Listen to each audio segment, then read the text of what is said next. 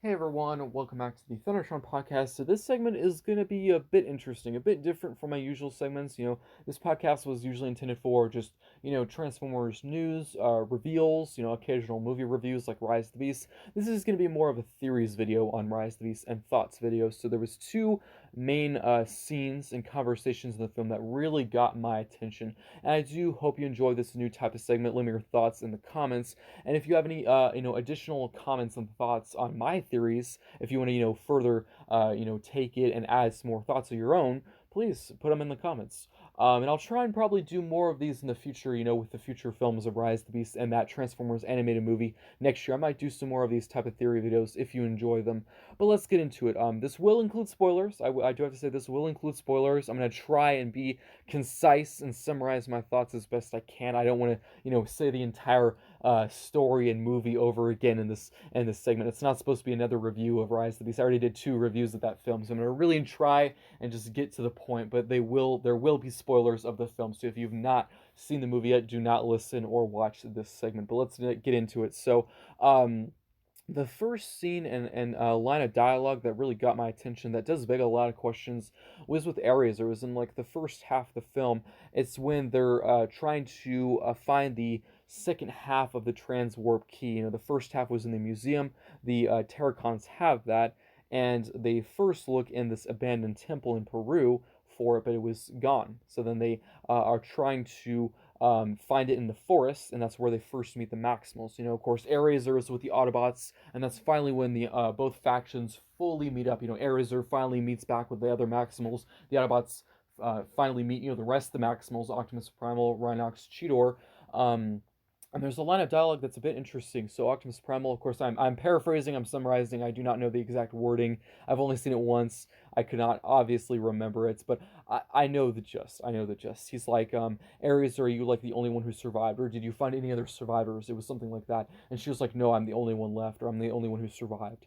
So that does beg a question. Were there other Maximals that left the planet?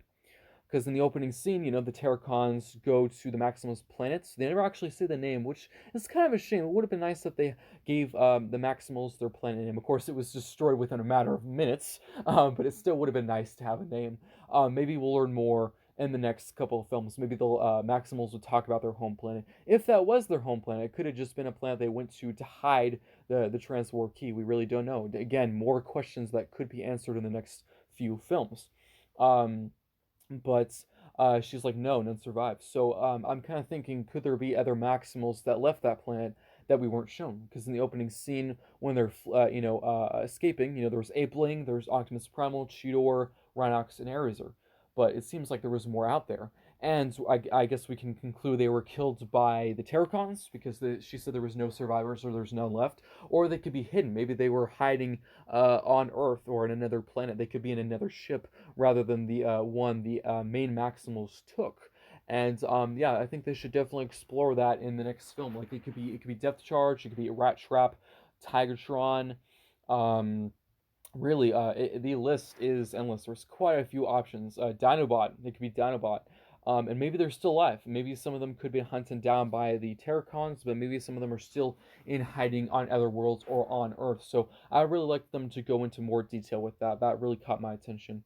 But yeah, let me know your thoughts on that in the comments. Do you think there's other Maximals out there still alive, or do you think they were all hunted down and killed by the Terracons? And also, who is out there? What other Maximals were out there, like Depth Charge, Dinobot? We really do not know, and I do hope they go into more detail in the next films. The next line of dialogue and scene that caught my attention was between Scourge and Unicron, and again, I don't know the exact wording, but I do remember the gist, the whole summary of that scene.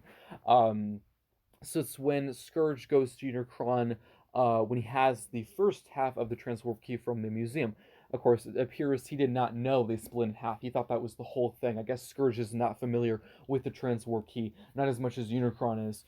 And Unicron gets mad at him. He's like, "Why did you only bring me half?" And Scourge is like, "Oh, I thought it was the complete thing." He was probably confused. Um, and Unicron's like, if you fail me, you'll wish you died with your home planet. It was something like that, along the lines of that. And so it appears Unicron did destroy Scourge's home planet. And I guess we can assume it was also Battletrap and Nightbird's planet as well. But what was it? Was it like maybe it was the Quintesson planet? Maybe it was like the Junkion planet. I don't know. I don't know. And we've also had some theories, before the movie came out. We were also hearing rumors of time travel, so they could be from like the future or the past. Really does open a lot of questions. A possible option is it could be Cybertron. Now, hear me out. You might think I'm crazy, but hear me out, because it's been a debate for a while. Is Rise of the Beast, connected or related to the Bay films, or is it not?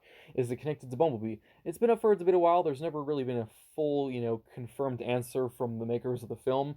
It's kind of up for interpretation. You can really see either way. If it's not connected to the Bay films, it seems that the Autobots have been away from Cybertron for quite a while.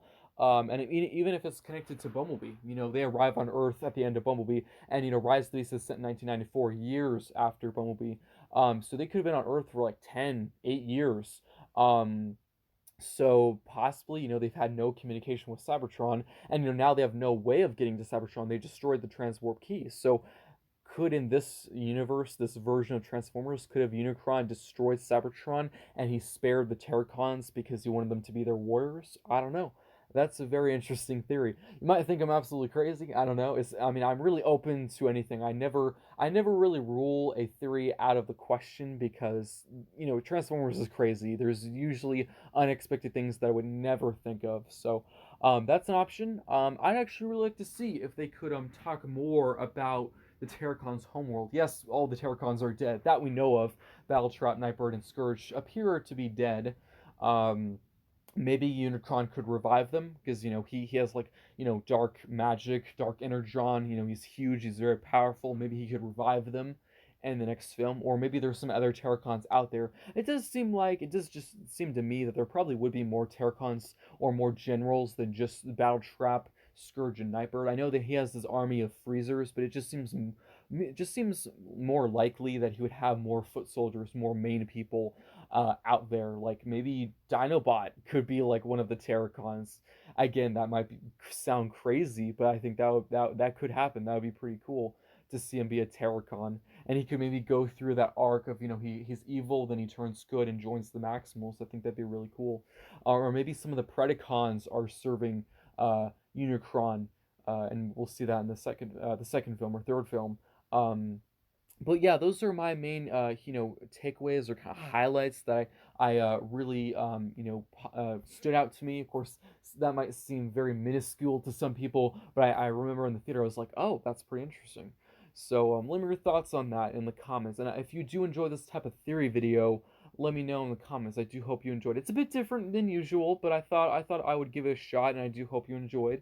And I do hope they explore both of these points I was talking about. Hopefully, they can explore them further in the next film. So, and because there's quite a few, quite a bit of stories surrounding both of those, just small conversations. There's so much they could reveal and talk about and show in these next two movies, and I do hope they do. I do hope you enjoyed this segment, and I will see you next time.